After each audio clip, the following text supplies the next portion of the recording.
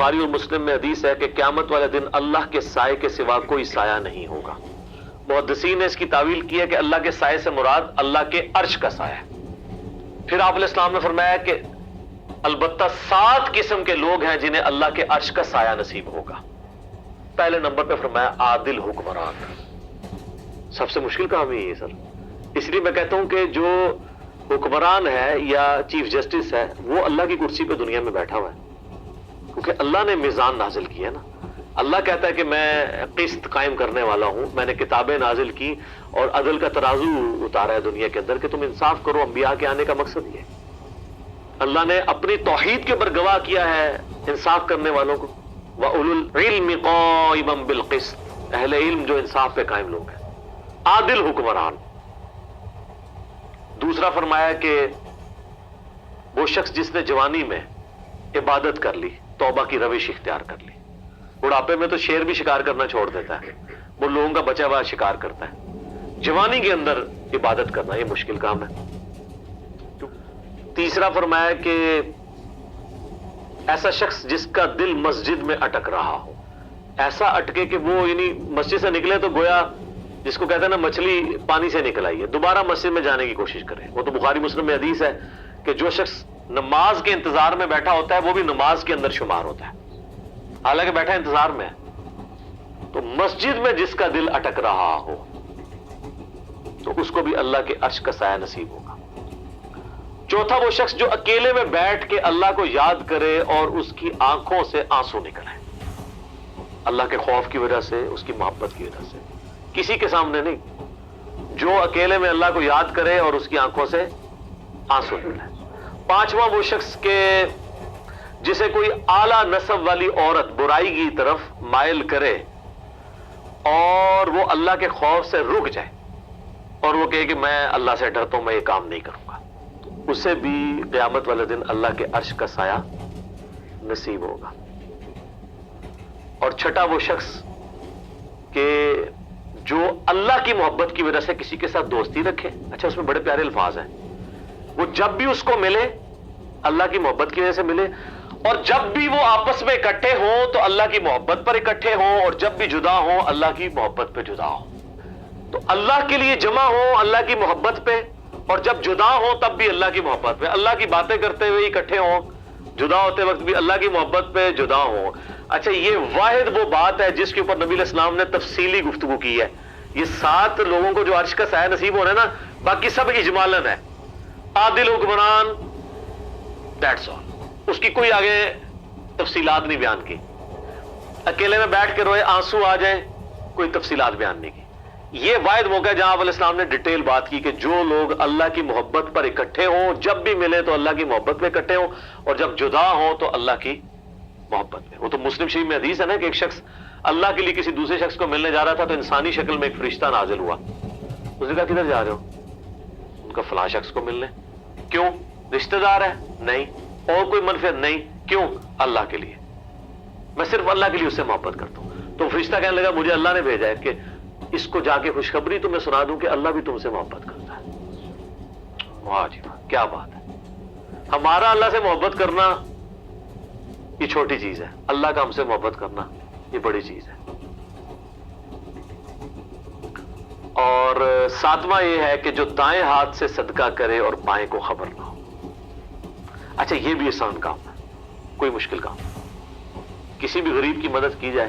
آپ دیکھیں کئی لوگوں کے کاروبار اجڑ گئے ہیں، ان کے لیے بیسک نیڈز کو میٹ کرنا مشکل ہو گیا، تو آپ اگر ان کے لیے مدد کر سکتے ہیں، لیکن یہ ہے کہ اپنے اپنے رشتہ دار، اپنے اپنے جو قریبی محلے دار ہیں، ہر بندے نے اس کو دیکھنا ہے، وہ اس کی ذمہ داری ہے۔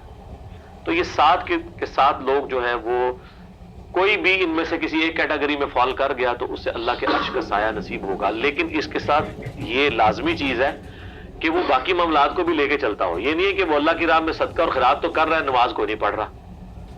یہ احادیث میں جتنے فضائل آتے ہیں نا، یہ اس شخص کے لیے ہوتے ہیں جس نے بیسک ڈیٹم لیول اچیو کیا ہوتا ہے۔ نماز شرط ہے مسلمان ہونے کے لیے، قرآن میں آیا نا منیبین الیہ، اللہ کی طرف رجوع لانے والے بنو، وَأَقِیمُوا الصَّلَاةَ، اور نماز کو قائم رکھو. ولا تکونوا من المشرکین، اور مشرکوں میں سے نہ ہو جاؤ. یعنی جو نماز نہیں پڑھتا اللہ کے نزدیک وہ کیا ہے؟ مشرک. اور مسلم شریف میں حدیث ہے بندے کے کفر اور اسلام، شرک اور ایمان کے درمیان فرق نماز ہے. لہٰذا یہ جتنی احادیث میں فضائل یا قرآن پاک میں فضائل آئے ہیں کہ آپ کو یہ کرنے کے اوپر یہ مل جائے گا، یہ مشروط ہے کہ آپ ڈیٹم لیول کا دین پریکٹس کیے ہوئے ہیں. اگر آپ نے وہ نہیں کیا ہوا پھر کوئی فضیلت نہیں آپ کے لیے. سبحان اللہ کے اوپر 10 نیکیاں آپ کو تبھی ملنی ہے جب آپ یہ باقی کام بھی کر رہے ہیں. وہ کہتے ہیں نا جی سبحان اللہ و بحمدہ 100 دفعہ پڑھ لیں تو سمندر کی جھاگ کے برابر بھی گناہ معاف ہو جائیں گے. نماز نہ پڑھے بے شک، اس طرح نہیں ہوگا. اس کو سپورٹنگ میں مسلم شریف کی حدیث ہے اگر کبیرہ گناہوں سے بچا جائے تو ایک جمعے سے دوسرا جمعہ، ایک رمضان سے دوسرا رمضان، اور ایک نماز سے دوسری نماز درمیان کے تمام گناہوں کا کفارہ ہے. یہ حضور علیہ السلام نے کلیئر کر دیا. اگر کبیرہ سے بچا جائے، اگر کوئی کہ جی میں ایک جمعہ پڑھ لوں اگلا جمعہ پڑھ لوں، تو حضور نے کیا کہا؟ کبیرہ گناہوں سے. تو نماز چھوڑنے سے بڑا کوئی کبیرہ گناہ ہے؟ شرک کے بعد دنیا میں سب سے بڑا گناہ نماز چھوڑنا ہے. اچھا ایک رمضان سے دوسرا رمضان، پھر تو لوگ کہ بس رمضان میں نمازیں پڑھ لو، روزے رکھ لو، اگلے رمضان میں کر لو، بیچ چلے سارے معاف، جس طرح اکثریت مسلمانوں کی ہے. لیکن حضور نے کہا اگر بیچ میں کوئی کبیرہ گناہ نہیں کیا اور ایک نماز سے دوسری نماز درمیان کے گناہوں کا کفارہ ہے اگر کبائر سے بچا جائے. کبیرہ گناہوں کی توبہ جو ہے صرف معافی سے ہوگی، وہ آٹومیٹکلی معاف نہیں ہوتے ہیں نیکیوں کے اگینسٹ، بلکہ وہ توبہ کرنے سے، اپنی اصلاح کرنے سے معاف ہوتے ہیں. لہذا جتنے فضائل قرآن و حدیث میں ہے نا کہ آپ کو یہ پڑھنے سے یہ ملے گا، یہ پڑھنے سے یہ ملے گا، یا یہ 7 لوگوں کو اللہ کے عرش کا سایہ ملے گا، یہ سبجیکٹڈ ٹو وہ ساری چیزیں ہیں. ورنہ تو یہاں پہ لوگ کتنے دسترخوان چلا رہے ہیں اور وہی سمجھ رہے ہیں کہ ہم کچھ بھی نہ کریں، بے شک حرام کے مال سے دسترخوان چلا رہے ہیں تو ہمیں اللہ تبارک و تعالیٰ قیامت الدین اللہ کے عرش کا سایہ دے دے گا. نہیں. یا ایک بندہ کہتا ہے میں اکیلے میں بیٹھ کے اللہ کو یاد کیا اور رو دیا، پھر سال بعد جو ہے وہ ایک عید کی نماز پڑھ لی تو مجھے اللہ کے عرش کا سایہ مل جائے گا؟ نہیں. یہ تب ملے گا جب آپ نے وہ بیسک ساری اچیو کی ہوں گی اور یہ انڈرسٹوڈ ہوتا ہے. اس سے بڑی کیا انڈرسٹوڈ چیز ہو کہ بخاری اور مسلم میں جو کتاب الایمان چیپٹر ہے دونوں میں حدیث ہے کہ اسلام کی بنیاد 5 چیزوں پہ ہے. اور سر یہ وہ ستون ہے کہ ایک گرنے سے بھی عمارت نیچے آ جاتی ہے، ایک کے اوپر بھی کمپرومائز نہیں ہے. یہاں 100/100 آپ کو نمبر لینے ہیں. بخاری مسلم دونوں میں حدیث ہے اسلام کی بنیاد 5 چیزوں پہ ہے. نمبر 1 لا الہ الا اللہ محمد رسول اللہ کی گواہی دینا. نمبر 2 نماز قائم رکھنا. نمبر 3 زکوٰۃ دینا. نمبر 4 رمضان کے روزے رکھنا. ایک روایت میں نمبر 4 اللہ کی راہ میں حج کرنا اگر استطاعت ہو، اور 5ویں نمبر پہ رمضان کے روزے ہیں. اور ایک روایت میں جو ہے وہ رمضان کے روزے پہلے حج بعد میں، بلکہ 5 چیزیں. یہ 5 بنیادیں جب تک آپ پوری نہیں کریں گے اس وقت تک آپ آگے معاملہ. اور صرف ان 5 پہ بھی نہیں ہے، حقوق العباد کا بھی معاملہ الگ سے ہے. قرآن میں جو آیت ہے سورہ نساء میں، جو لوگ یتیموں کا مال ناحق ہڑپ کرتے ہیں اپنے پیٹوں میں دوزخ کی آگ بھر رہے ہیں.